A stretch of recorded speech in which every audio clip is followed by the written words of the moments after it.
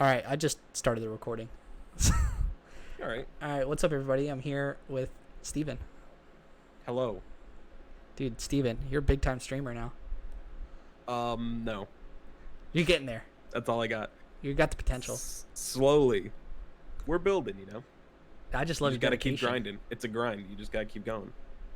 You're It was really weird the other day seeing a notification show up that said someone had resubscribed for 7 months now, and I was like, for how long? For how long is that? When I'm like, I still remember getting the email that's like, you're a Twitch affiliate, and I was like, nice, nice, we did it. I'm Dude, like, what's the difference Jesus, it's between been an affiliate and a partner? Because you're not partnered yet. no. Okay, It's I don't. probably gonna be a while I, for a partner.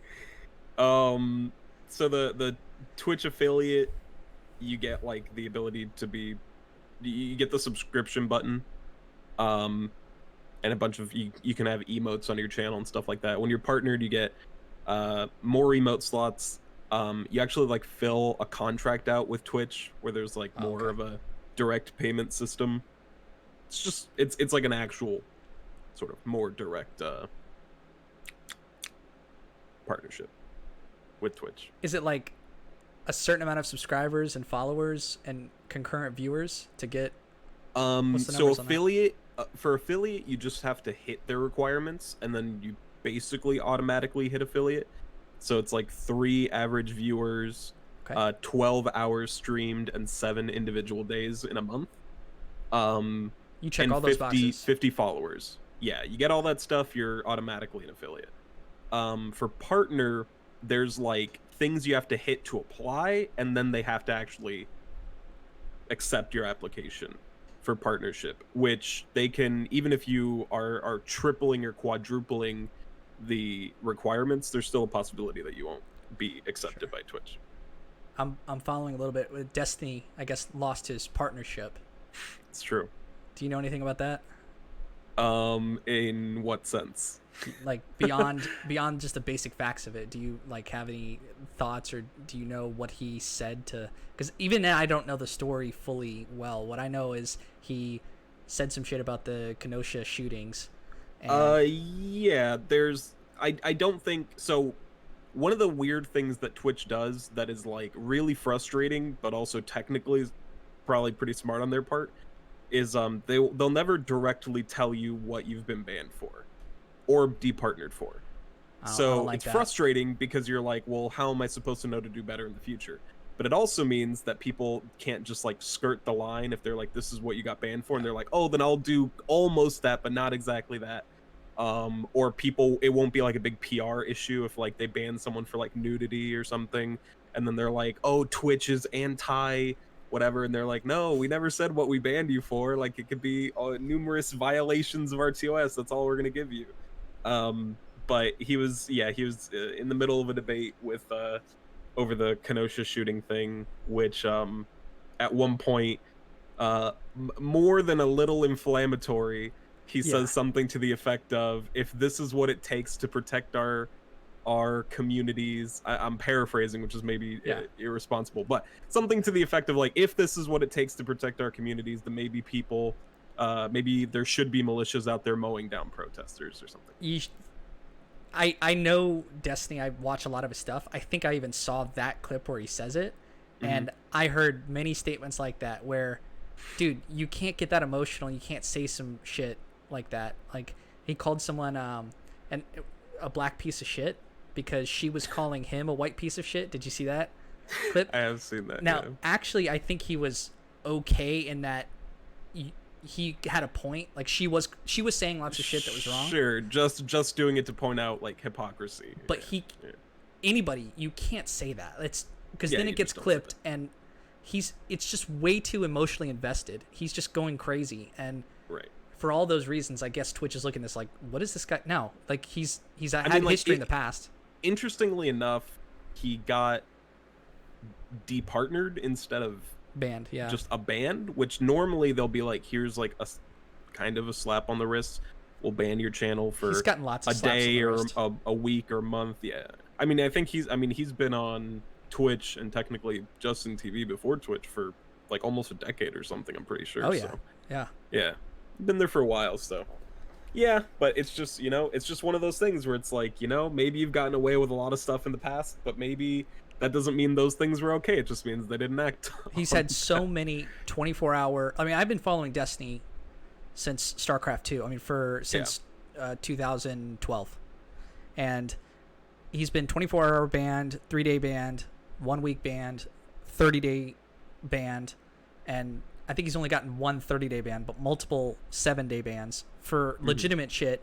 And like he has his Twitter, he got a bunch of accounts banned, but the main account was because his internet service provider, you know about this? Like his internet service provider was had bad bandwidth, whatever, and he sent him a tweet saying I should bomb your fucking location or something like that, which Yeah. is like, when I hear him talk, like he has justified reasons, but when you look at it from the outside and from any normal person, of course you can't say that kind of shit. Like this is Yeah. where it catches up to you. Yeah. It's true. Yeah.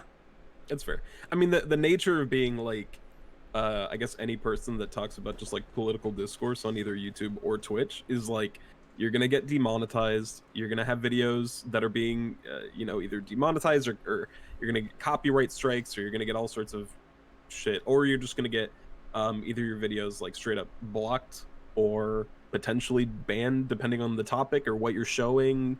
It's a big thing on Twitch where even if you're just covering like current events, you're not even like saying anything. If you show like a video that they deem to be like a little too violent, Like which someone there's killing like, someone on camera.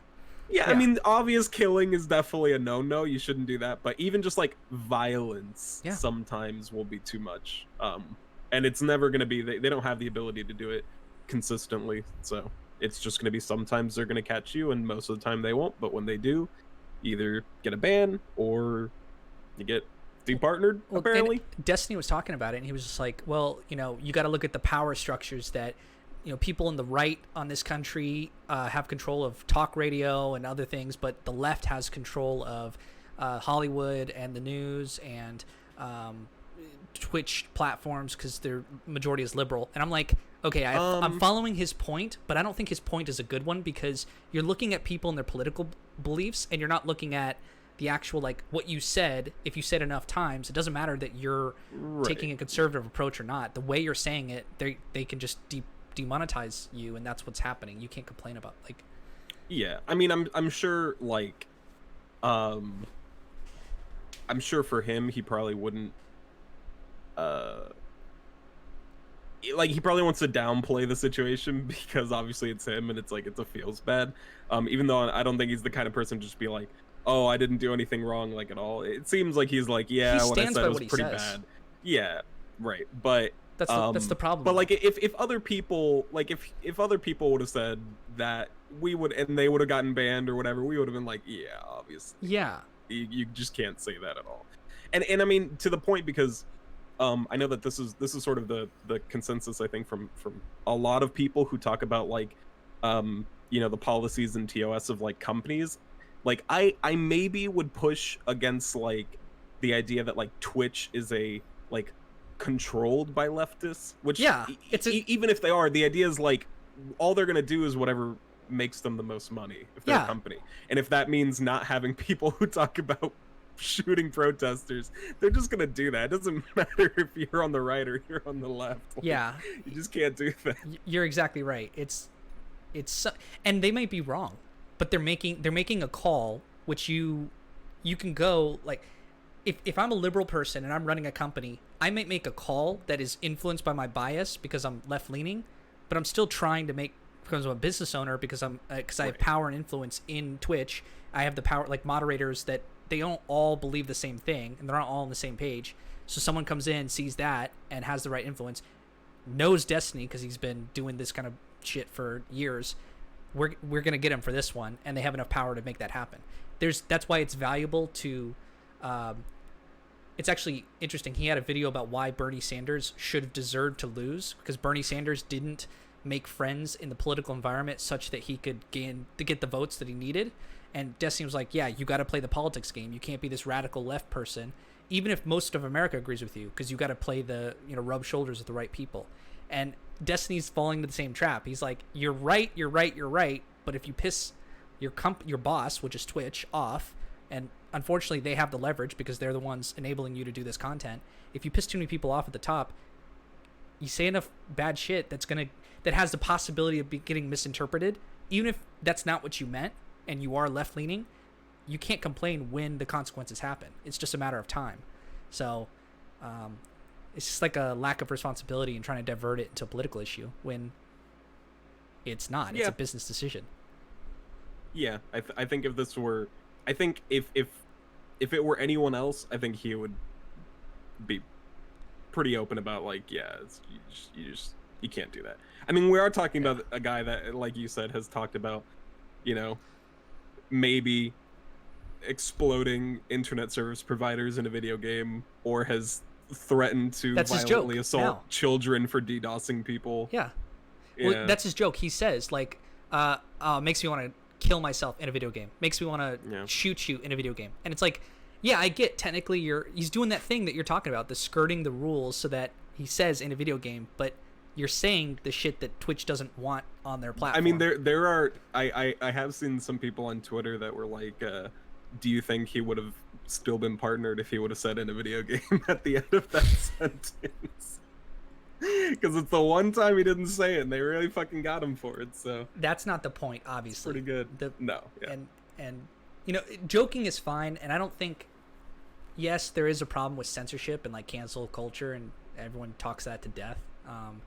But regardless of that, it's don't piss off the people with power, and you might not like that system, but that's actually a better system that businesses and companies have the power to defund and demonetize people more so than the government. Because if the government came in and said this shit, that would be tyranny. But it's a business, so you can stream from YouTube and build it all the way back up.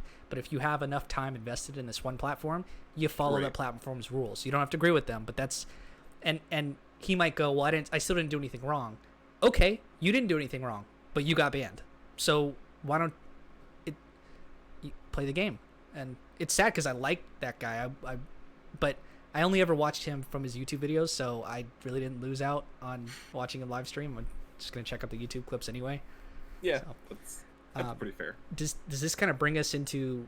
This is a nice little prep discussion for politics. That you watched the video I made about Disloyal, from the book by Michael Cohen, and I'm getting, from my channel, my very small channel, I'm getting a lot of views on that video and some interaction, people commenting, and you told me that you watched it and like had thoughts about it and whatever, and so I'd love for us to chat about that. Like, yeah.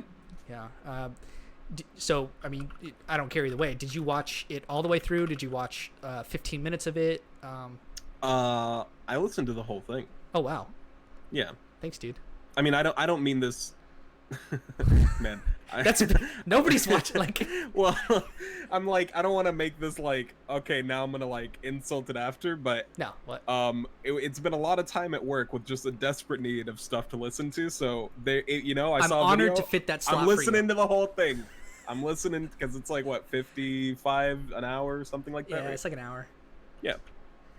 Yeah, I mean, I bought the book, I read it in 3 days, and I bought it like a day or two after it came out, and I kind of was looking at it. I was like, wait, and I looked at YouTube results. And I said, anyone have a book review of this? And I've done a few book reviews in the past and put them on my channel, and some of them did okay in terms of my type of viewership that I consider to be good. So I just, in a microphone, in like 15-minute sessions, I did like 4 different sessions of just talking about the book and my thoughts on it. And of course, I didn't cover most of what's in there. I didn't even hit like all the big areas, just what was on my mind. And the fact that someone finds it interesting, like I think that's perfect that you didn't have anything else going on, so you're just like, I'm gonna just listen to this at work. Great. I wouldn't get that otherwise. So well, I'll take it. Your good buddy Corey Montoya notified me that you were uploading videos again, so I'm like, hey, I'll check it out. Good. I listened to that, and I listened to your podcast with him. About Office Space.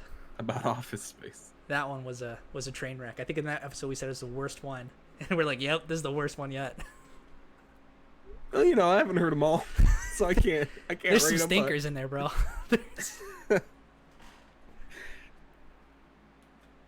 Hard to rate them. But What stuck out to you? Did you agree with my initial thing of Democrats and Republicans? How most Americans aren't even they don't even choose one side or the other. Did you see what I was getting to at the beginning of the video? Yeah. Like a couple years ago, I probably would have agreed with that. Now I don't even know. Like I feel like I still generally want to agree with that. That like there's a lot probably more gray as far as like what people think than like we would expect, but it definitely feels like the past few years and even the past just 6 months have been like really pushing people towards, you know, one side or the other. But you're saying people are more extreme. Yeah. And do you think we'll just go through it one by one? Do you think that's just a Twitter phenomenon / internet phenomenon, or do you think it's, well, it kind of answers itself, right? It's in the streets. Yeah. I don't know. I don't know, to be honest. It's an election year, so that yeah. it's crazy Yeah. times, which I think a majority of people likely are not super attached to a specific political identity. saying I think I'm a most Democrat, people I'm a right. Republican. I think most people would just be happy with whoever is out there advocating for the most reasonable policies, which unfortunately it's not really something that's going well lately, because we kind of just have people that are just saying some fucking bananas shit, you know. When you go on Twitter and you see things like Twitter's demon sperm is trending, and you're like, I wonder why demon sperm is trending. It's like, oh, this doctor that Trump used as a source for how hydroxychloroquine cures coronavirus talks about how the devil is inseminating people, and you're like, oh my god.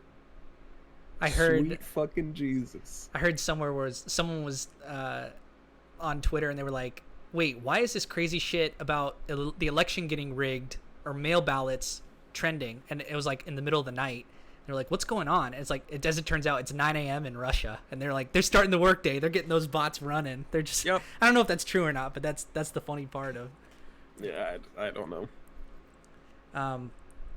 I think my point in that video, and I think it's right, is that most, even if you go on Facebook and say I'm a Republican, go Trump, you probably, unless you're in DC, you aren't a contributing member of the Republican Party. Like, what does it mean to be?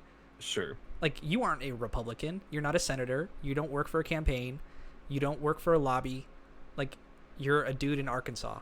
Like, and that's everybody. That's same with Antifa. They actually disowned the Democrat Party, which is kind of an interesting phenomenon because they're just a group of like very radical people, which I'm left leaning and I actually agree with some of it until it gets crazy and they want to demolish institutions. Then that's like, okay, they're so far gone.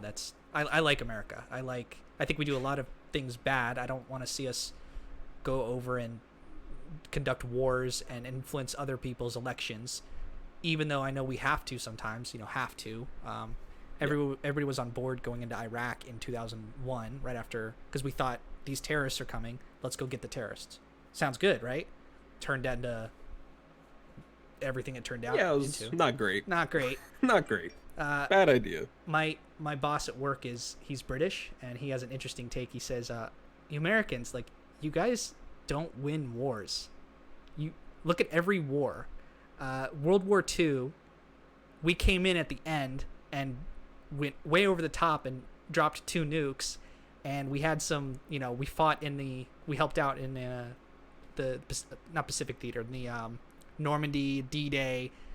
Right at the end of the war, we sent troops in and helped, but it was mostly France and Britain that won that war. I mean, Britain was getting bombed, and Britain did the majority of it, and Russia and a bunch of European countries. We kind of came in at the end, and then we did some shit over that was way too much in Japan, and so that didn't work from his perspective. Then we went into Vietnam. That we didn't win. That was a clusterfuck. We went into Iraq the first time. We turned our allies with Saddam Hussein, and we were working with Osama bin Laden into our enemies. Yep. So we didn't win seems to that. have gone well. Yeah. Then 9/11 happens, which is radical terrorists. We start blaming countries, saying they have WMDs. We go in there, and We didn't win that war. I mean, the war is still Whoops. going. And am I missing any? Korean War, I don't think we won because there's still North Korea. I mean, we do things, we help. And I think from his a British perspective on U.S. culture, he's like, I love America, but you guys don't win wars, but you come back thinking you're victorious. And it's... I mean, there was someone at my job at one point who, for whatever reason, we were talking about the Vietnam War, and he was like, yeah, after we won the Vietnam War, and then someone was like, we didn't win no damn Vietnam War, and he was like, yeah, we did. I learned about it in school. And we were like, what does winning mean? Because we went in there, and I guess we prevented, you could say, communism from spreading larger than it could have if we hadn't been in there. Yep. But what cost? Like, Yep. U.S. lives. You got the country to hate Nixon and be, there's a whole peace movement which is very anti-government, and like, what does winning mean? We didn't go in there and conquer the country. You didn't do that at Afghanistan, and It's true. yeah. I mean, what is their definition of winning? We went in there and did a lot of shit, and yeah. Probably, I mean, I don't know, not to be hyperbolic, but probably just whatever his parents told him, to be honest. I mean, talk to Jesse Ventura. He was the governor. Do you know who that is? yeah, I know. So Yeah. I don't know who knows what. He Dude, said, isn't he the one that had the TV show? yeah, about conspiracy theories. Yeah, and he talks like he literally doesn't eat or drink, he just smokes cigarettes. Yeah. He said, I am a patriot. I try to serve my country, but I went over to Vietnam and I was a special forces guy. He was a Navy SEAL in an illegal war, because we never declared war on Vietnam. We just went in. And same with the war on terror. We didn't declare war, so that's illegal. We did declare war on Germany in 1943 or 4 or whatever we did, but Yeah. So he's conflicted. He's a patriot that wanted to serve in a thing that he disagrees with. He disagreed with the conflict. And I don't know. I think that's that's most Americans. You're not supporting one party or the other. You have your beliefs which line up with the Democrat Party or line up with the Republican Party, but it's just a party that is...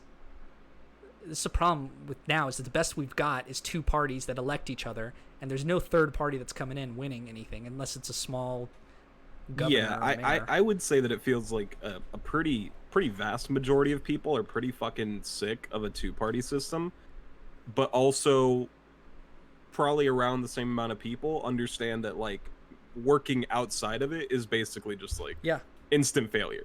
So it's just everyone is just upset because they're just like, well, we want something different, but like almost any action to do anything different is just like fucking crazy. It's just insane. I mean, you have people like more liberal people who feel like Democrats are like functionally almost just Republicans. And then you have, at least from my point of view, I'm like, so I might disagree with a lot of pretty standard Republican ideas, but I don't know how you can be a Republican and still like support Trump, because I'm like, even if you're like I'm gonna vote for the one level higher, stupidest, dumbest fucking person in the Republican Party, it's like, who is this guy? He's just like some giant fucking belligerent dipshit, and this is the dude you're gonna vote up? Like, how is he related to anything that you stand for? Even if I disagree with what you stand for, like, what the fuck? He's just, who is this man? Whose man's is this? Yeah, you're exactly right. I agree 100%. Where I am, I've always voted liberal because of the people. I live pretty conservatively in terms of like my own personal finances. I live like a Republican.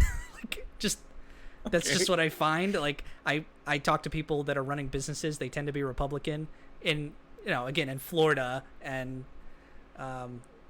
but like socially Democrat, but most people are, and it's not even it's not what the Democratic Party stands for, because they switch based on, like, no Democrat in Congress was pro trans rights before 2000, yet That is, Yeah, I mean that wasn't really even it a wasn't a thing. conversation before 2000. And many Democrats were not pro gay marriage. Right. You know, that's the famous Hillary Clinton, yada yada yada. But it's like they changed too, and I want more change to update. And for president, it doesn't matter if you're Republican or Democrat. It does based on our stupid system, but it should be just you're a good leader, you make good decisions regardless of party, and if you try to pass things, you get enough people on the other aisle who agree with you to pass the things. And Yeah. Obama had a gridlocked. Obama would have gotten more through if he didn't have a gridlocked Republican Congress that was saying no to everything he wanted to do. And that's, you know, then you have Mitch McConnell, who blocked Supreme Court nomination for a year, yet now it's an election year and he wants to rush it through. And I listened to him speak about this. Yep. I saw him. Did you watch that? He went in front of Senate and discussed his reasons why the Ruth Bader Ginsburg nomination, whoever fills her seat, should go through, but yet he's consistent that the one he denied for a year, like, he's playing both sides and he's justifying it. And I listened to his explanation, and it's still, I think he's bullshit party over country. Yeah. I mean, wasn't it Lindsey Graham that there's like videos of him for this exact same thing? He's like, we should not push for a nomination on an election year, and in 4 years use these words against me if it happens. And now you're like, here we are. How you feeling, buddy? How you feeling? I actually, everything I've seen from Lindsey Graham, I know his politics is one way, and I'm gonna get shit for saying this. I don't mind him as a person. I think he's got his beliefs. He's a closet gay man. It's like, you're working against yourself, dude. Like, just live your own life, man. He's unmarried, and he's been so for years and years and years. And just the way he speaks. I mean, if he's not, he's not. I'm not trying to. I mean, but yeah, I don't know. Mitch I McConnell. try not to think about him. Yeah, Mitch McConnell is like a force of evil in that. I just get creepy feelings when I'm watching him. I'm just like, oh, you are not for the country.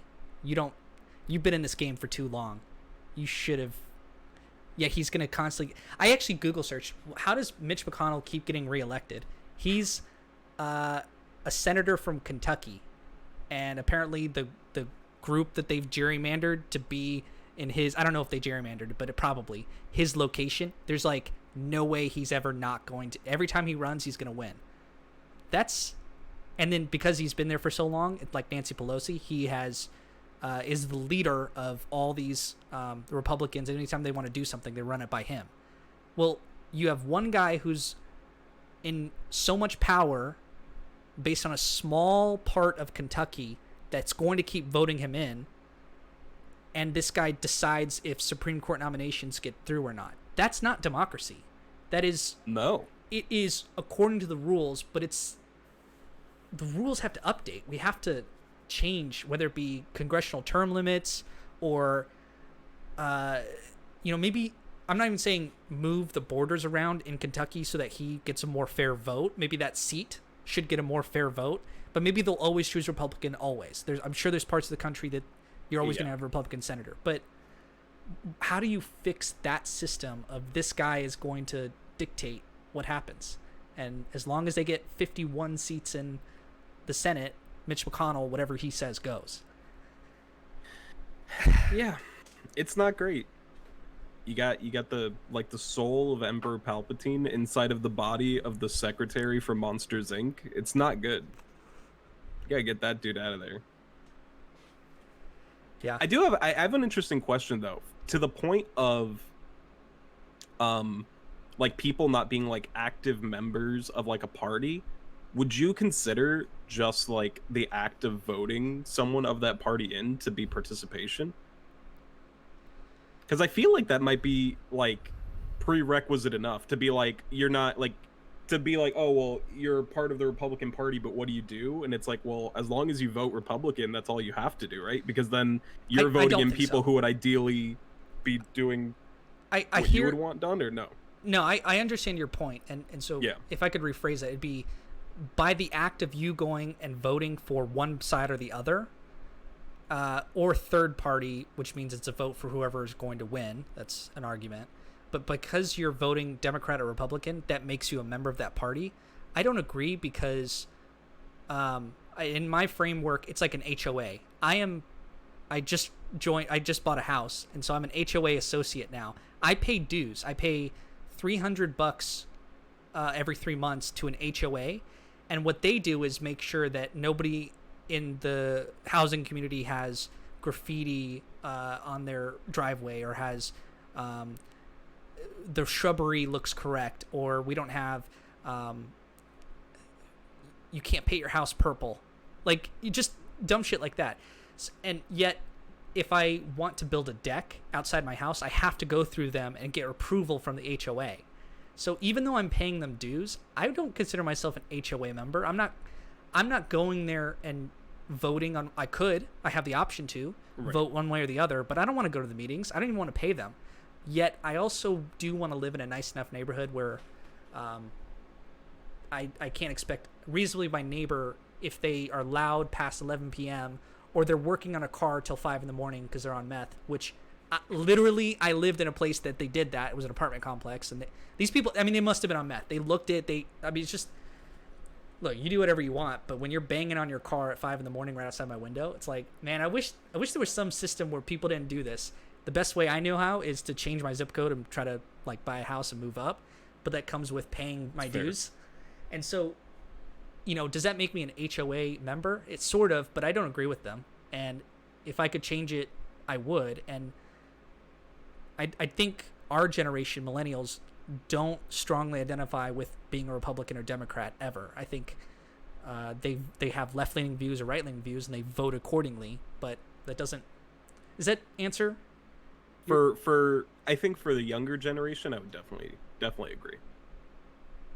I think like older America, it's definitely like way more ingrained. It feels like boomers. Because I mean, even within younger, it's like, people use the phrase like Democrat, liberal, and like progressive to describe all the three same. Completely. Well, it's like it's things that are umbrellaed, but when used specifically, you're like, oh, we're progressive, and it's like, so you're Democrat, and they're like, I wouldn't go that far. Just like there's some Democrat I don't like, and it's there's a lot more shades to it than I think we have, as far as like how people feel.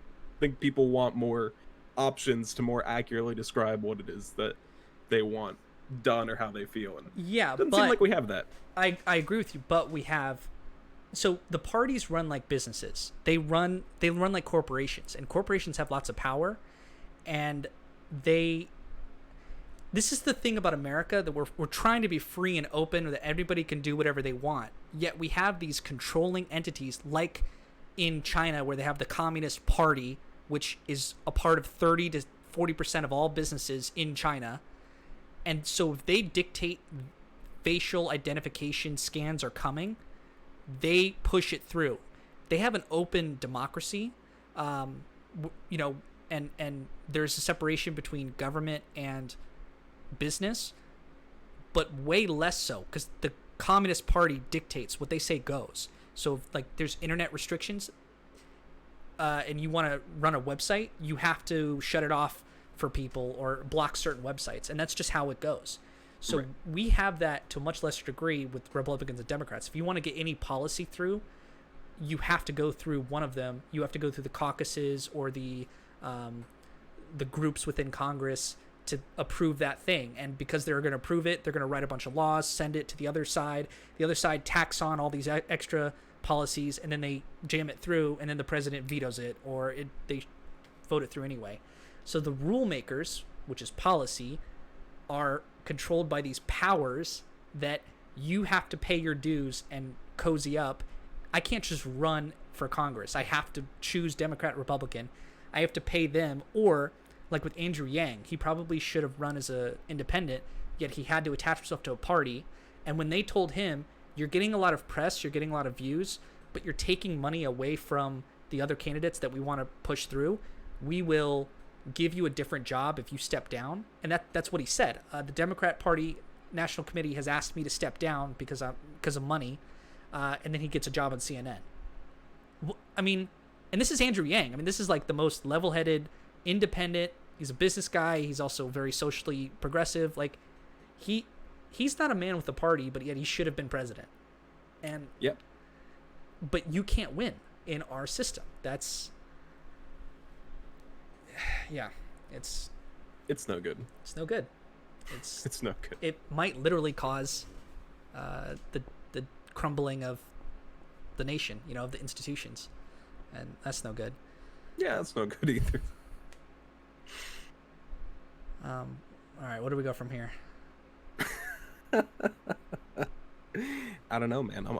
I'm on your show, okay? You're on my show. What are we talking about? What else did I say? What did you find interesting I want to hear your thoughts on the video in general with Michael Cohen and Disloyal, if you had any. I mean, as far as like thoughts on sort of the subject matter of the book, there it is. Go. There's your thumbnail. All right. As far as the subject matter of the book, I mean, I don't know. It's one of these things that I feel like, and I don't know if it's just that I have the only thing more contagious than the coronavirus, the Trump derangement syndrome, that I see all of my 60-year-old relatives posting about all the time. I must have caught a bad case. Derangement or devotion? Derangement. Well, they talk about derangement in regards to what I have conflicted, what I have become ill with, which is apparently every time that I see the word Trump, my brain goes red and I hear the 16-word passcode from Winter Soldier, and I just start kicking over trucks and shit, and I become an Antifa super soldier, and I start throwing soups at every person who's wearing a red hat, even if they're 80 years old. And then depending on the day, I might, twist their head off and drink their spinal fluid, but it just depends. But no, I don't know. So it's like, it feels like you're being gaslit sometimes, because I hear and I see the things people say about Trump, and I'm just like, does anyone else actually see this guy? Or am I crazy? I mean, I kind of already went through this a little bit earlier when I was just like, who the fuck is this guy that people seem to actually support? And when you hear like firsthand accounts of how he acts, you're just like, it's not even crazy. Like, when you hear what people say about the things how he acts behind closed doors, and I'm like, that's how he acts in front of doors. That's how he acts always. So how is it that people are like, I can't trust this, when you're like, this is always how he is. He's a giant narcissist, a compulsive liar. How many examples do you need? He'll be asked to talk about Elijah Cummings, and he talks about how he didn't show up to his inauguration, so he doesn't like him. And you're like, what the fuck, dude? Like, what the fuck is wrong with you? Like, he's just crazy. So everything that you read or that seems to be corroborated in that book, you're just like, how can you even doubt this? It just seems like exactly how he would act, down to the weird, mafia sort of symbolism of him just being like, just deal with this. It's like, yeah, it's probably how it goes. He's just like, I'm not gonna tell you what to do, but make this problem thing go away. I mean, we had the entire thing with when he got impeached, where you're like, everything that's coming out about the phone call and about the withholding funds, it all seems pretty fucked. And for obvious reasons, that didn't end up leading anywhere. But yeah, you're just like, yeah, man, it's just it's fucking, it's not good. It's bad. This is the problem with corruption backed by power from the institutions, is that when Donald Trump got elected, you had a corrupt person, morally, in his own mind, just a corrupt, really damaged, really narcissistic, just whatever spectrum. Money-wise, he was damaged. He's not a moral actor emotionally. He doesn't have a good family. I know they are around him, but there's such bad dynamics. The people who work for him aren't proud of him. They aren't, but yet you combine that with somehow getting into a position of power, all of that becomes justified and okay. And that is really bad for the country. It scales the, if I'm an asshole and I get into a car, all of a sudden now I'm an asshole with 2,000-pound vehicle. That's scaling in terms of danger, and if I'm cutting you off and like all this shit, like you can hurt someone, man. Like don't do that. Like you need to stay home and figure your shit out. But yeah, we can't do that. And there's assholes on the road. That's why you have to be a defensive driver. Okay, so put that person into power, and then anything he does, he's got 45 lawyers with the backing of an entire Senate that can vote on this. They're going to protect their own. It scales the problems. The only redeeming quality of Trump is that he hasn't gotten us into wars, but beyond that, it's all bad. And goddamn has he tried. I actually don't think, because he does have. I mean, I'm mostly joking. But Yeah, North Korea was pretty scary for a while, and Iran was not very fun before. The coronavirus, which we were like, Iran's pretty terrifying right now, and then it's like, oh well, luckily we have this global pandemic to worry about. We don't have to think about Iran for a while. It's not for to your point. It's not for lack of him. If he had all the power, he could do it. But he does have some people going, okay, we're gonna take what you just said and we're gonna do it the right way. Okay, we're gonna push it out. And even the Muslim ban. He says, I don't want Muslims in this country. Make it happen. And they twist it into like, okay, this happens, and it's like that. So you took a racist policy and just made it like. Maybe you can confirm this for me. Like when they did the Muslim ban thing, and then people were like, well, it's a ban on countries that have ties to terrorism, but we didn't ban Saudi Arabia, right? Yeah. Which is like the country that like primarily funded, like Al-Qaeda was based out of Saudi Arabia. Just making sure. So that holds up. That's not true. That is like what propaganda is. So America, what you hear on the news, what you hear on what policy, like the Patriot Act, right? The Patriot Act, how could you disagree with the Patriot Act, right? Well, it's about mass surveillance and taking over your freedoms, and they call it something that it isn't. And they attach all this extra shit. And so when you say the Muslim ban, literally what was said behind closed doors is, I want to get rid of Muslims, because Trump is very good about I don't know if Trump's a racist, but I know Trump doesn't give a fuck about black people. He doesn't, because he doesn't care about people. He doesn't care. So what he says is, I got a group of people that are middle-class white people that are angry. I'm going to appeal to their fears and work off that energy. And that translates into a fear of Muslims. So let's ban Muslim countries to make the base happy, and to just because he thinks that's a good idea. And then they package it as, like you said, banning 7 countries with terrorist influence, which is clearly not true, because our allies we are allies with actually, no, we're not allies, but we are close in some capacity with Saudi Arabia. I don't know the specifics.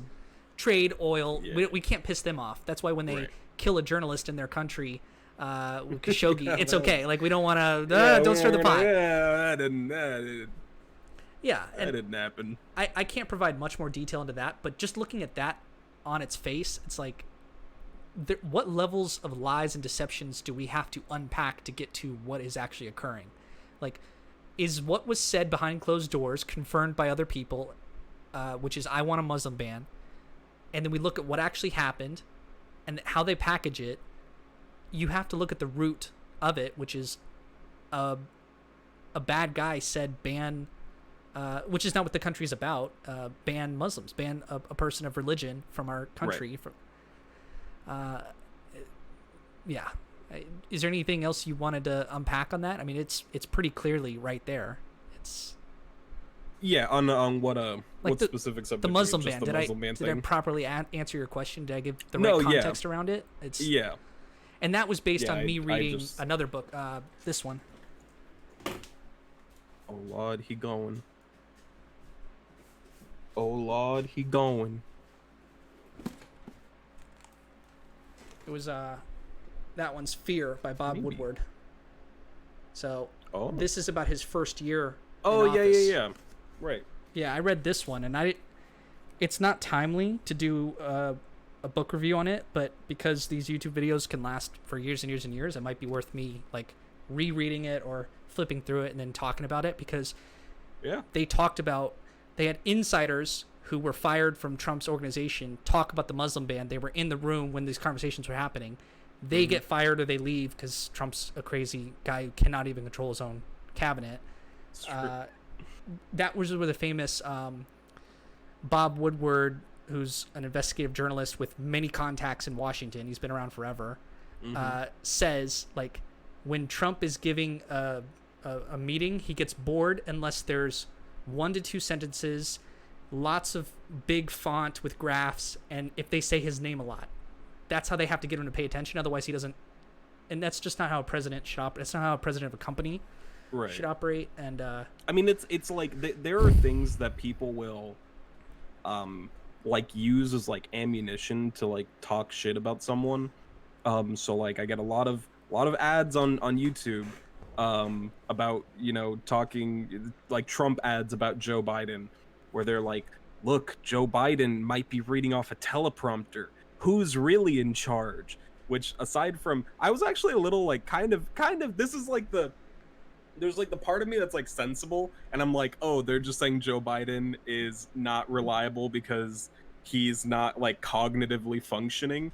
And then there's like the little part of me that's like, I feel like there's just a little nugget for like alt-right like JQ shit when they say who's really in charge of the person trying to run for president.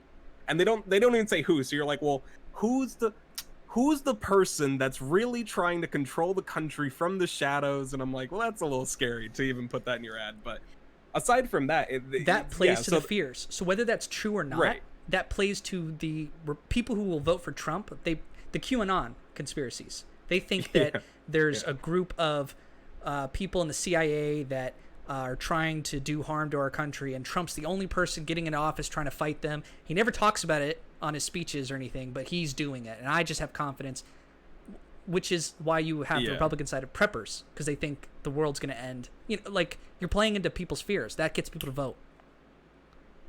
It's a good marketing strategy.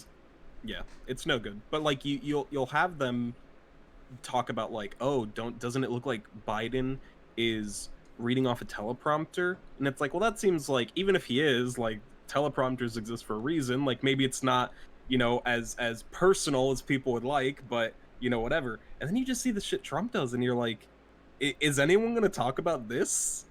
Is anyone going to talk about any of the shit he says? Any of the super weird, egotistical... Well, right, but on it's CNN. Like, well, right. Like, so people do talk about it. But I think the thing that's crazy is, like, there's no, like... Yeah. Like, people just be like, well, it's fine. Like, whatever. Just move on. Like, there's, you know, the abysmal handling of everything coronavirus related over the past 6 months. You'll have, like, town hall things, or, you know, what they call town hall things, where, like, someone will be like, you know, can you make a statement about, like, anything related to the fact that, like, minorities or like black people specifically are like more heavily affected by like problems with losing their jobs or like not getting suitable care because of like the areas they live in. And then his responses, I actually poll really well with black people. And you're like, yeah, you didn't answer the question, and you just went confident. What? And yeah, well, it's nuts. If you turn down the volume and just kind of watch what he says, it's a strategy, and it's very basic. It's actually like 4th grade level simplicity, which is never give up, never say you're wrong, never say it's confidence. If you're wrong and you never admit so, twist it and say Biden sucks, Hillary sucks. And that's happened too, where it's just like, it's no admittance. So like, same thing, coronavirus, when they're like, hey, isn't it scary how many more cases the US has? And he's like, oh, we test more. And it's like, oh, well, actually, when you look at our testing rate and our case rate, it's widely disproportionate. So it cannot be related to just testing. And he's like, it is. Yeah. Like, well, okay, I guess that's all we can say. Like, now it's a very effective strategy. When you're a crooked businessman who has foregone your morals and your virtues, and you don't have any values that you stand on, it's very easy it's postmodernism. It's I know it's a loaded statement, but it's postmodernism in the way that the truth doesn't matter, because there's no such thing as truth. It's all based on what I think is right, what makes me feel good. It's emotional, And, you know, when Trump says Trump, it's so twisted between, does he mean himself as an individual? Does he mean his organization? Does he mean the presidency? Or does he mean what people think he is? Like the guy on the name on top of a building. Well, the answer is it doesn't matter. Just push it forward. And what's good for Trump is good for, you know, people love Trump. Right. Like, and he's just, it's branding, it's marketing, it's everything you would do for a company. When Geico has commercials, the first thing you think is save 15% or less on your car insurance, because they have pushed that message for so many years. They have funny little commercials, Caveman, got the gecko, Super Bowl ads. We know, we're familiar as a culture with what is going on. He pushes that, and if you have no shame, you can keep doing it. But when people point out you don't have any virtues and values, there's enough dumb people that don't realize that that is actually a significant part of running your life effectively, is what do you stand for? And yeah, we have lost that. It is post-fact society after 2006. Right, and that's the thing. It feels like there's like no repercussions for it either. I mean, he bullied and lied his way into a presidency. Yep. And then now when he lies and he's called on it on the spot, just doesn't admit to it, and then nothing happens. If he breaks the law a little bit, but it's not enough to arrest the president for. You know, you can't do that. If he does a little illegal thing and you can't, they're like, it's fine, we'll just sweep that under the rug. Nothing happens. He could just he's proven that he could just do whatever he wants. Yep. At this point, outside of openly killing someone in front of people or literally just dropping bombs on a country, he's like, I could basically say, well, yeah. So right. That part's wrong. True. Sorry. But yeah, I mean, it's no. I mean, it's a fair point. It but further yeah, proves your point. it's like it's you know, it's a toddler. It's like a kid misbehaving, and the mom's like, I'm gonna start counting from 3, and then she gets to 1, and then nothing happens. Yep. Then you're like, oh well, then, bruh, I'm running it. I'm gonna keep doing it. And they're like, you better stop. And the best way to defeat Trump is to not talk about Trump. And I know we're doing the opposite now, but nobody's going to listen to us, so it's okay that we do. But it's like when they write books about him, I mean, enough books have been written that everyone knows his character. And in the history of time, that's the only thing that's going to get over this. We're going to go, that was a rough period of time. Look at Bush. I mean, people had so much criticism against George H.W. Bush. But now we have a more favorable view on him now, because during the moment, it was mostly Cheney, his vice president, who was pushing through, who was an evil actor that was only out for himself, and got us into wars that made him and his companies very profitable, and he's going to retire. But history will not look favorably at him as a patriot. Nixon, when Nixon was going through his impeachment process, deny, it never happened. And then there was a smoking gun that convinced enough senators and congressmen from the Republican side to go, this is unacceptable, we won't do it. And that smoking gun was the recording tapes where he was talking shit, saying the opposite, and then going out in the public and lying about it. And I listened to a very good podcast. I don't remember the exact podcast. If anyone's curious, I'll bring it up sometime. But they go over the impeachment hearings, and with Trump we didn't have that, because Trump is smart enough, and he is smart, that when he does a deal, he doesn't explicitly state, I want you to go and pay Stormy Daniels, who I had sex with while I was married with Melania. I want you to pay her money out of the campaign. Get it done, Michael Cohen. Put it in an email. Listen to my voice recording you telling you this. This is Trump on September whatever of 2015. He doesn't do that. He is a mob boss, and he says, just take care of it. And Cohen reads between the lines and goes, I got to pay him. And they do the deal, and Cohen takes money, his own personal money, does it, and then gets reimbursed from being his personal lawyer. So therefore, Trump is paid off a porn star illegally, and Cohen gets nailed for it. And after 10 years of loyalty that Cohen's tried to give Trump disowns him and doesn't ask for a pardon because Cohen's trying to tell the truth. It's, the one thing I really admire about Cohen is that the buck has stopped, and when he got put in front of Congress and disbarred, not the first time, because he lied the first time in front of Congress, the second time in front of Congress, I believe everything he says. I think he's trying to do his redemption story. I think he's trying to do right by his wife, by his children. I think he's trying to do right. There's an amazing with him and Elijah Cummings, where Elijah Cummings says we got to get back to normal, and Cohen. They're both almost in tears. It's like, this country, like, why are we getting twisted by this? This is just politics. Like, we got to do the right thing, and that was so impactful. It was so real. And unfortunately, Elijah Cummings dies. Soon after that, and we lost a good patriot. And Cohen's. The good part is he's written this book. He's told his story, and history may view him one way. They may forget about him, and yeah, it's. I don't anticipate that this presidency is going to be looked on favorably 50 years from now. God, I fucking hope I can't not, imagine Jesus. it will be.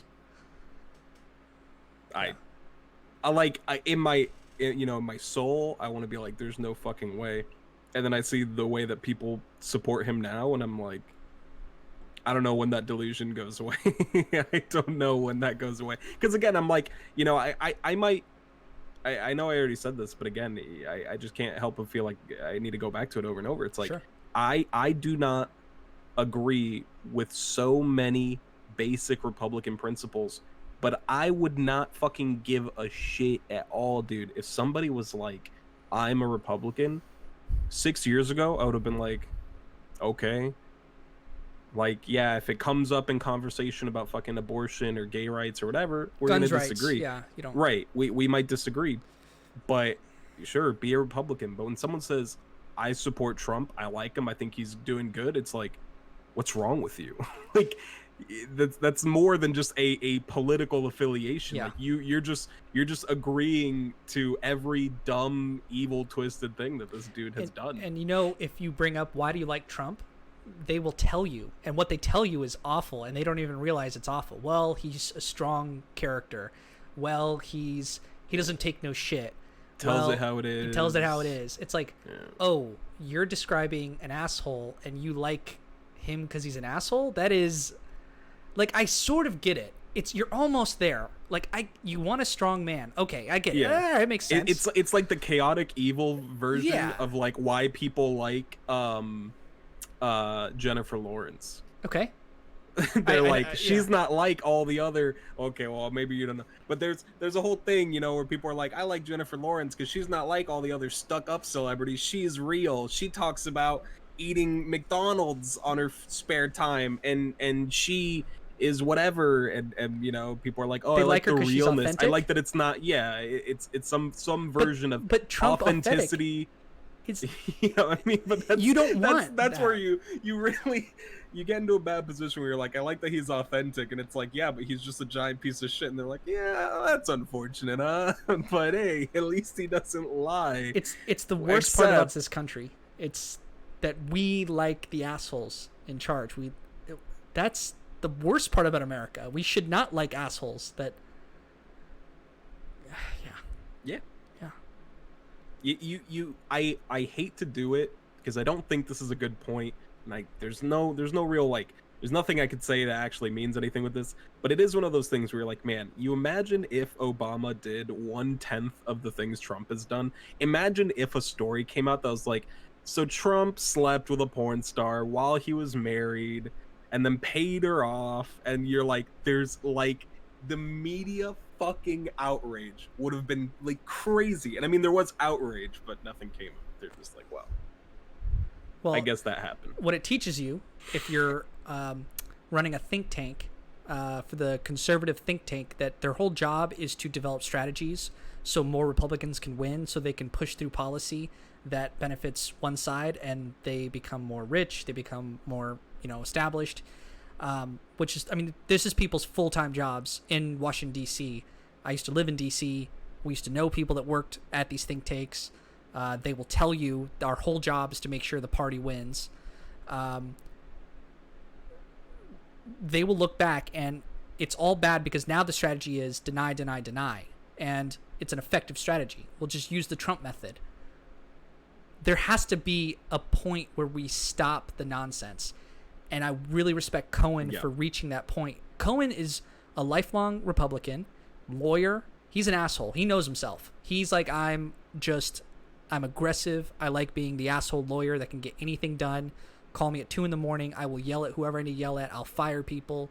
I will pay people off. I don't like. I just want to be close to power. And he really respects Trump. Even to this day, he's like, I have an affinity for Trump that is such a conflict in my soul. And when someone says that, when they're writing those words, I believe them. And yeah, what you're finding out is the buck has to stop, and it did with him. He lied. Now he's disbarred, disgraced, and his wife and kids were hating him. He said, "This is I have to tell the truth now," and that happened for him. That was the catalyst that changed him. And I don't know if we're gonna hit that for as a country. I don't see a catalyst. I think there's a very high likelihood that he's gonna get reelected in a month, 2 months. Because I don't think Biden is the strong candidate that can go, no, we're going to stop this nonsense. And I think Trump's going to get 4 more years, and they're going to view that as a successful presidency, that the strategy is forever altered.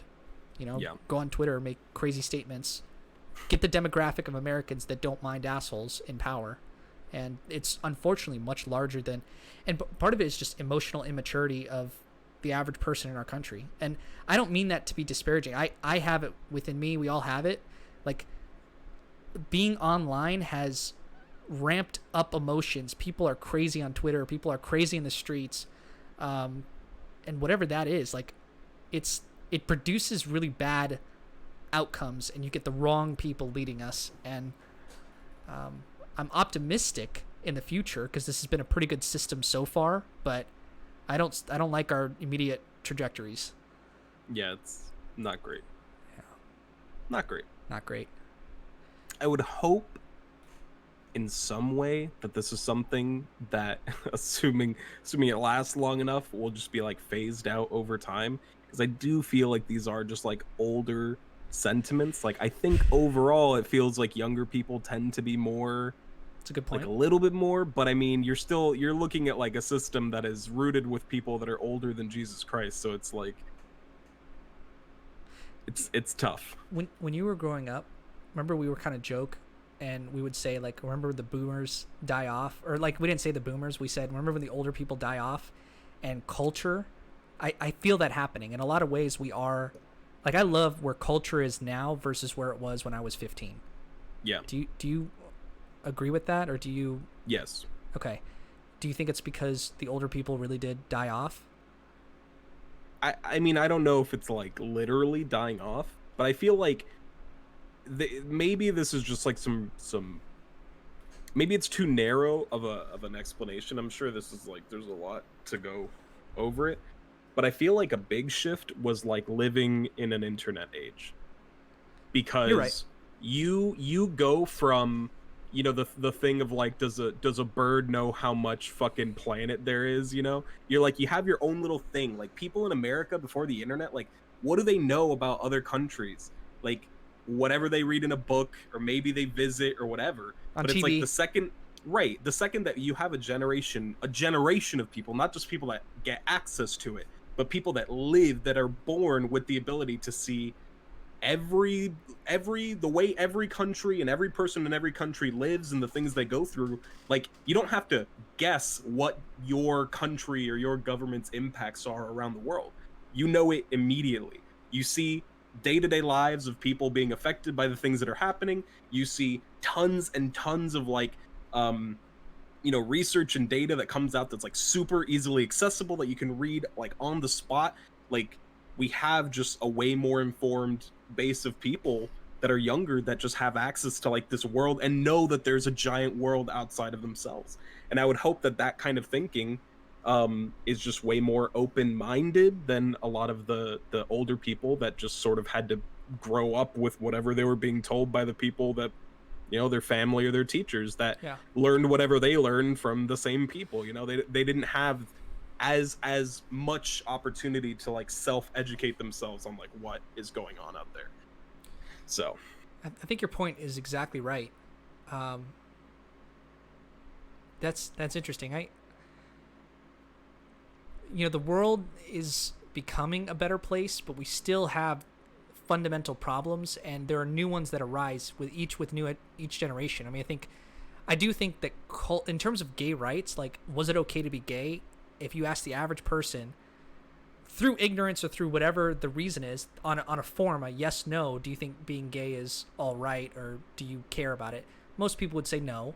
Now it's like 90%. Like, even the Republicans that are against it were like, yeah, no, I mean, it's fine to be gay. I just think it's wrong and it's a sin. But Even though if you find like homophobic people, they will probably tend to be right. It is not a good opinion on the right to hold anymore. That's like correct. Anti-gay. It's just not good anymore. And that is so much progress that, I mean, that's a beautiful thing. That's like, yeah. From and this was like in 20 years, because even when I was a kid, people were like, I know, not really, and it's nuts. Yeah, I mean, it hasn't been only 20 years, obviously, but it's like just shy 15-20 years ago. It was like, there's no way you would be like, oh yeah, everybody just agrees that obviously gay people should have rights, and then and should be allowed to get married or adopt or whatever. As soon as we still don't agree on adopt, but yeah, well, I say we, but it's like there are people that oppose it still, I guess. But then, you know, the obvious thing with trans rights, I think that followed right after, where it was as soon as trans rights became in like 2014 and onward, it became part of the conversation. Most people immediately were like, sure, yeah, that's fine. You did have Republicans push back on the bathrooms thing and the like, you know, but I get that if you're conservative minded, you know, there are some legitimate arguments in terms of, you know, I don't want my 15-year-old daughter in there with a guy who can just claim some creepy pedophile who just claims he's a woman to be in the woman's bath. I get it. Like, you're scared. It's true. Now you're making decisions based on fear. To some extent, that's true. Yeah.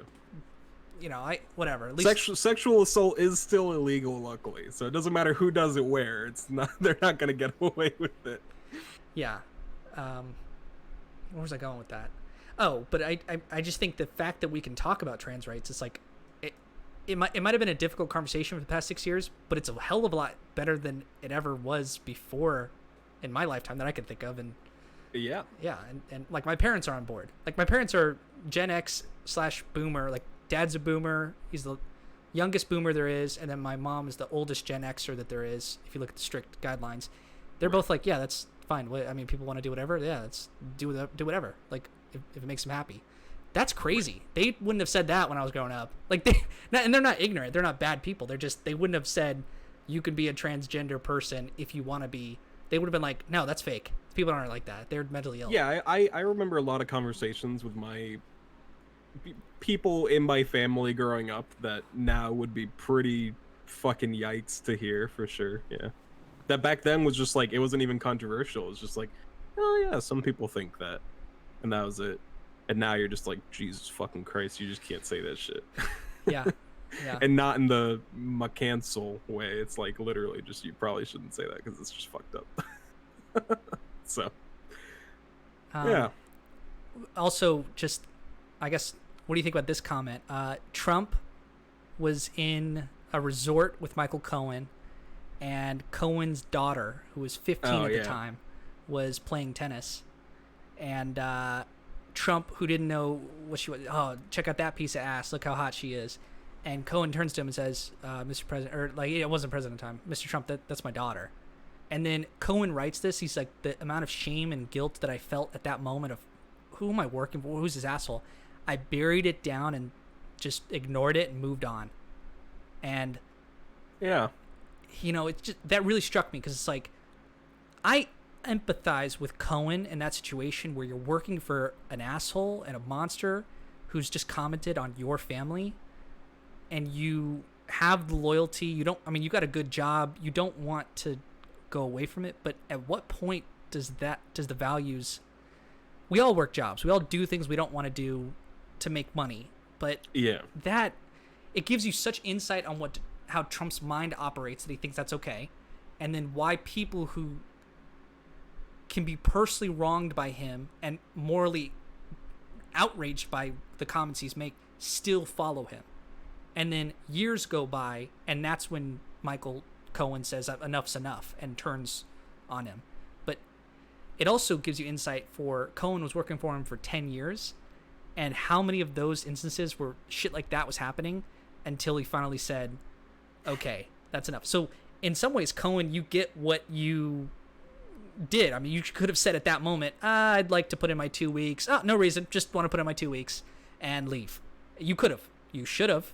And you hitched your saddle against someone who with no morals. Yep. And now you're in prison and disgraced, disbarred. At what point on that continuum should he have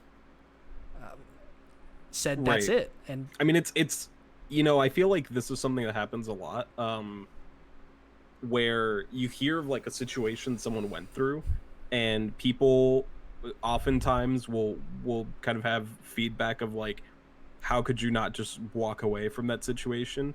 So like maybe a toxic relationship or some kind of abusive relationship you hear about, or even to some degree, like when you hear about, like weird, like a boss that's like in a relationship with like a coworker, and you're like, oh well, yeah, obviously that's bad, just don't do that. But it's like when people are in those situations being coerced by people more powerful with a lot of authority over their job, over their career, over their situations, over their life, like it's not easy to just be like, I guess I'll just walk away from that. And the higher you go in that power and influence, the more that people will probably be willing to just like bend over backwards and just fucking shove that shit deep into the back of their mind and be like, I'm going to pretend I did not do that, or I'm going to pretend this is not happening. We're just going to move forward. Yeah, it's bad. But I'm a big proponent. This is where I talk about personal responsibility. Sure. And you're going to cringe about like, this is all this Jordan Peterson nonsense. But I actually subscribed. I love all that. Like, cause I think it's... I got my Jordan Peterson bingo card over here. We already hit... All right. See how much I said? Neo-Marxist. Yes. Yeah. The postmodernism is... Yeah. No. If you talk about lobsters, then I get a free drink. So. You got a drink. Yeah. I like, well, in that situation, as a man, as a woman, whatever, as a person, what do you put up with, and when do you say no? And even towards when Cohen was writing the book, even towards the end, he was like, I stayed true out of loyalty. But loyalty is a virtue, but not manipulation. It's, if two people are in a relationship, you do it out of love to stay together. But if they're manipulating you, you could try to work with it and go, they're hurting, and I want to forgive them, and they want to, but then there's a point where you have to, it's a sin for you to keep on doing what you're doing, and so you got to walk away because it's the right thing to do. And right. Obviously it's hard, it's tough, but I don't buy that he had no autonomy. We have to assign some blame. Well, right, definitely.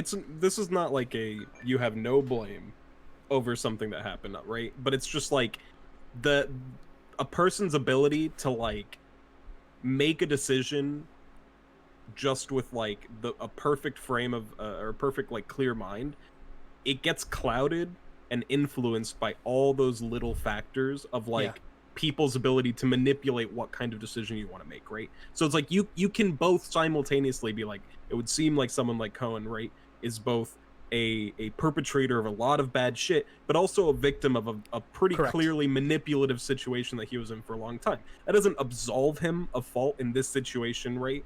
To like separating from like the toxic abusive stuff. That doesn't absolve him from fault in this thing that he was a part of. That doesn't mean that there were not also forces acting upon him that might make it more difficult to make a decision that you would otherwise make pretty easily. Which, like if someone's like, hey, do this illegal thing for me, and it's like a random person, you'd be like, no, fuck off. But the second it's someone that's like, you stay with me and do this illegal thing for me, and who knows what you're going to get out of it, now instead of fuck off, you're like, well, like I probably shouldn't do it, but like I might be able to do it. And the further that goes, and you get wrapped up in it now it's like, well, you're in it with me. Like we studied you might want to walk away, but you're going to get fucked. Like in business school, we learned about there was a term. There's corporate responsibility, but then there's a term for when a corporation is like polluting an environment and everyone's like doing the same thing. There's some term, and it's slipping my mind, but there's like when you put the responsibility on, well, I'm just doing what I'm told. Like soldiers in an illegal war. Like you Yeah. follow your general and go and kill women and children in wartime because your general told you, or your commander told you to do it. And it's like, people can, it's why the Nazis, Jordan Peterson, this is why the Nazis, he's like, would you have been a Nazi? Would you have stood up and walked away? No, probably within yourself, you would have shot the Jews when you were told to shoot the Jews. And that's a horrible, awful thing. But it's also a positive spin on that is you have to take responsibility and choose what you're going to do in this life. And he's not a good guy, but I love that I read a book on his he's not a good guy, and the nuance is everything you just said, which is it's nuance. That's what real life is. That's when they say the truth is stranger than fiction. If you wrote a story about a bad guy doing all these bad things, you wouldn't believe it. But Right. because it's real life, it's actually like, whoa, that's so complicated. And was he good? Was he bad? Is Trump good? Is Trump And bad? I'm sure people are already talking about how this is just another. I mean, it is obviously like a hit piece.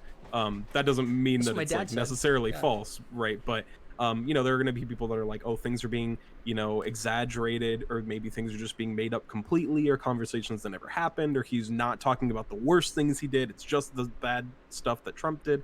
But for someone with his history, with his record, with like everything he's done and been a part of, Talk about like Cohen? it sure feels like at this point Cohen's more in a position of just like, well, I don't have anything left to lose. Yes. Like, what is there to not talk about? Yeah, he's in And it's prison. like, oh, well, what if he's talking because he just wants money from the book by talking shit about Trump? And it's like, who cares? Like, it sure seems like with everything he's done for all the people that he's been involved with, it sure seems like more likely that he's just like, it just doesn't matter anymore. I'll just tell you everything that happened because fucking who cares? Like, it doesn't even matter. There's a documentary out about the Chicago Bulls, about Michael Jordan and how much of an asshole he was, but he was a super winner, and he was the hardest worker there was, and he would like get into fights with the general manager. He really liked his coach, but like all this stuff, and how he was an asshole to certain teammates to get them to do better. But yet this is him talking about it after he's retired. He's out of the game. He's like, yeah, I did some bad things, we did some good things, but we won, and he's well respected forever and always. And like, there's something to be said about someone who's out of the game, who's retired, who's in the Hall of Fame, or just out of the game, and they're talking about the past, and they don't have anything to win or lose. They're just telling it like it is. And Yeah. I really like, because that's therapeutic. You can see, I could feel Cohen when he was writing these words. And again, I don't know if he wrote the exact words or if he's telling a ghostwriter and they're writing it down. You never know. But I could feel that he's trying to seek the right thing, therapy. He's trying to repair within his own self, for the country. And you'd like to see that. Even if all these wrongs happened, I have so much respect. And it's what kept me turning the pages like on this book, because I was like, is Trump going to have that moment after he's president? I don't think so. I think he's too far gone. I mean, he's... Yeah. I of course, because if you have not caught on, I do not like Trump. Oh, really? It definitely feels like pretty accurate when he's described as someone who will lie to the point where he believes himself. Yes. Like, at this point, if you tell Trump to tell the truth, that might not even mean anything, because he's deceived himself into what the truth is. Yep. Like, he's so divorced from reality that asking him to tell the truth means nothing. So asking for accounts of what happened in his past, it's like, it's never gonna be, as is normal people already, where like people's memories are all fucked. It's all crazy. Like, you think about shit that never happened, or you like put a lot of emphasis on things that didn't even matter, and it's like, you expect someone like that to ever tell the truth about something in the past? No fucking way. It's not happening. Yeah, you're exactly right. And that's the worst part, is when you start to believe your own lies. And part of it is power. It's not normal for humans to have your name on the side of a building, hundreds of people that want to talk to you every day. Any one of them will tell you, I'll do exactly what you want, and I will do whatever it takes to be illegal that you don't want to know about to get you what you want. Right. If you add that with a narcissistic personality, you add that with Hollywood, with the fact that he had TV shows, he was in, wrestling, WWE's, like, you keep feeding that awful black hole of ego, and just like, anybody would turn out that way if you had a Right. hard and so there's a level of empathy I have for our current president and for people in that situation because they're so far gone they don't even it's like an addict who can't stop. Yeah, I mean, Trump is like, non-ironically, he is like the living embodiment of the archetype of the powerful, rich, corrupt person that just gets everything they want, can buy anything he wants, mostly. He just lies about just it. Has, yeah. Has people do what he wants Actually, done. Steven, do you want to know? He just wants attention. On that point, real quick, Trump couldn't get funding to do the Moscow deal because banks wouldn't loan him any money because he doesn't have good credit. Like he's not a billionaire. That's fair. So like he's a liar insofar that people lending him money won't do anything because he won't do anything himself. He doesn't spend his own money. He gets other people and doesn't pay him for it. And like that's when the rubber hits the road. So you should have this is why to become president, there's an emoluments clause where you have to separate your personal businesses. You can't benefit off the presidency. He's ignored that, so that's unconstitutional. I mean, since like day one, people have been like, "So what about that?" And it's just been like, "Yeah, don't worry." That is a crumbling of our institutions right then and there because that sets a precedent where now in the future, some evil person who's 35 years old right now goes, "Hey, in 20 years, I'm going to build up my empire and I'm going to become president, and if you play the right game, I can do that, and I don't have to give up my businesses." Yep. And then, so what was I going to say? Banks won't give him any money. The way Trump made his money was he did do really good deals in the 80s. He bought up a lot of real estate in a really good time because he had an organization based off his father. And so when people say his father gave him money, well, that's true, but he was also in business with his father. So, the company's funds, who's giving who money? We're just running an organization, which oddly enough, he attaches his name to it. So now is it him or is it personal versus business? It's all muddled up. And then he does have assets. He has Mar-a-Lago. He has golf courses. He has, but every business he's done from the 90s onward is completely fake. Trump University, fake. Steaks, fake. He does have hotels that he owns, some of them, but then a lot of them is just he puts his name on it. They don't actually he doesn't own any of it. They just use the name, and it's they pay that place pays dues to have Trump organization because branding. And then he made money being on Celebrity Apprentice. Well, that's all fake because he just acted like an asshole and they got TV views, which is, if you're a person that you can put your name on a show and get money, Hollywood is fake anyway. So if you have a bad director like Michael Bay and you just make a movie, you're gonna get people going to the movie. You just put explosions, naked girls in there, make it for every and so he got his money through doing the Celebrity Apprentice. But then after that dried up, what am I gonna do? I'm gonna run for president. And he got that through the fake way. He said, I'm not gonna pay for almost anything in campaign financing. He barely paid for anything. He just got up in a podium and made crazy tweets and ran it like a TV show and deceived the American public and became president. And also he got lucky because the Democrats did not present a person who wanted it, who should have gotten in by her thing, but the American public didn't like her. So it's just a crazy clash of events that it's so lucky to become president. And it was a 1 in a million shot and he just did it. It worked. He did not expect to win. He didn't have a plan. No one did. It was a meme at first. It was a full meme at first. I remember. But it's cool that it's verified. But on the back scenes, we know that now. Right. So. Right. Yeah. It's just no good. That's all I got. That's all I got. It's no good. It's no good. I appreciate you doing this back and forth because. Yeah, man. I was able to get some of my thoughts out, and it helps to put them against someone else, and see what you think and your reaction to them. So. I appreciate everything that you've said. You have good insights and yeah. This is my expertise. Yeah. Something like that. That's what I made my brand off, at least, huh? Your expertise is talking, though. You are good at it. I guess that's more fair. But this is more listening for me. You read the book.